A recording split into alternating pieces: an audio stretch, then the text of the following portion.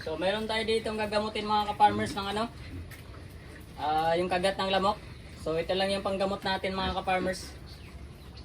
Use oil. Silalagay lang natin sa palad natin. Tapos i-massage lang natin doon sa parte ng ano, kung saan yung may kagat ng lamok. Ayan. So napaka-effective nito mga ka-farmers. 2 to 3 days. Tuyo na kagad yung ano, mamamatay kagad yung mga pantal-pantal nila. Ay yung mga ano, parang galis-galis. Yun lang yung pinupunas. Pwede rin naman yung ano mga ka-farmers, yung Madri Cacao. Yung dahon ng ano, dahon ng Madri Cacao.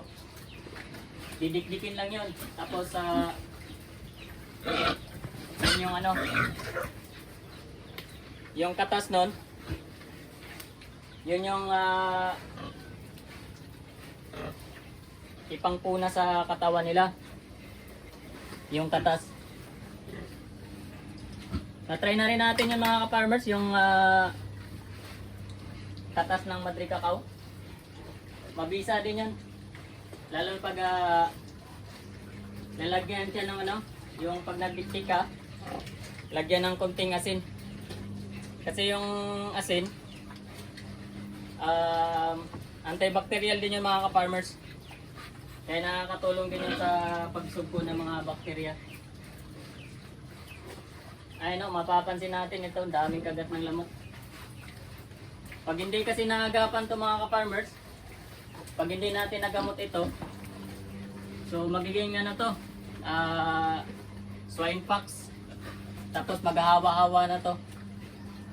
So kailangan gamutin natin to mga ka-farmers habang maaga pa.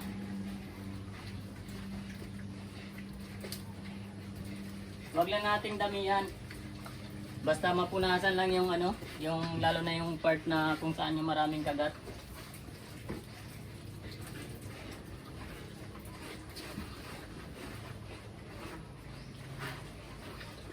Kasi pag pinabayaan natin to mga ka-farmers, mangangati itong mga alaga natin. So once na mangangati yan, hindi na yan sila makakapagpahinga ng maayos.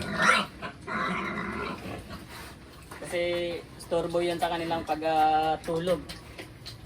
Parang tao din yan pag nangangati yung ano, balat.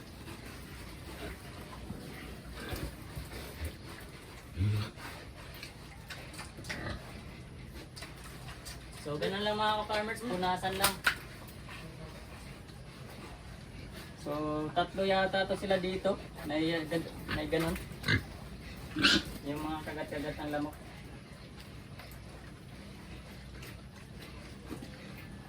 Pag wala po kayong motor mga ka-farmers, pwede naman kayo pumunta doon sa ano, sa motor shop. Hingi kayo ng used oil. Bali, pinapamigay lang to mga ka-farmers. Pinapamigay lang naman ito.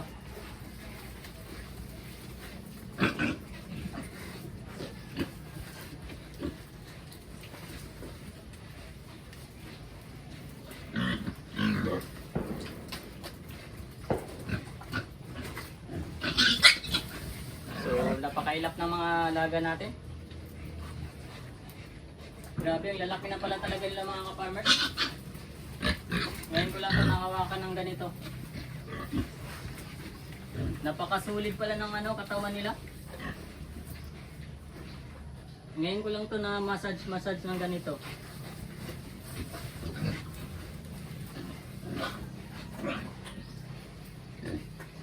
Sulit pala yung katawan mga ka-farmers. So ayan, tapos na mga ka-farmers. Nalagyan na natin yung ano, yung may mga kagat ng lamok.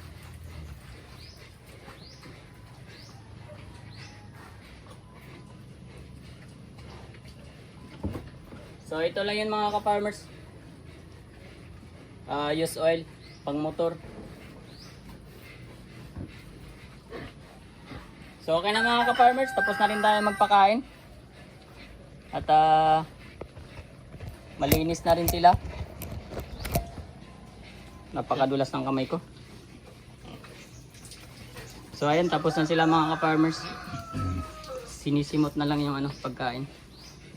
Ayan, mapapansin nyo mga ka-farmers. Ayan yung mga kagat ng lamok yan. So kung yan, pag napabayaan natin yan, hindi natin magagamot yan. Magiging cause ng yan, swine pox. Which is yung bacteria kasi yan eh. Ayun pag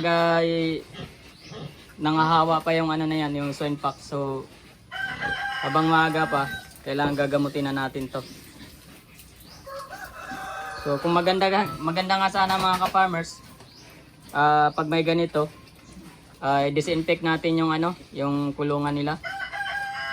So baka bukas mag-disinfect tayo. Since meron tayong pang disinfect doon na galing sa DA. So gagamitin natin bukas 'yon.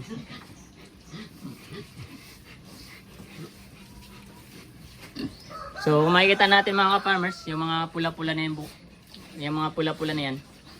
Bukas niyan may ngitim na yan. So sunog na yan. Hanggang sa gagaling na sila. So okay mga ka-farmers, sana may natutunan tayo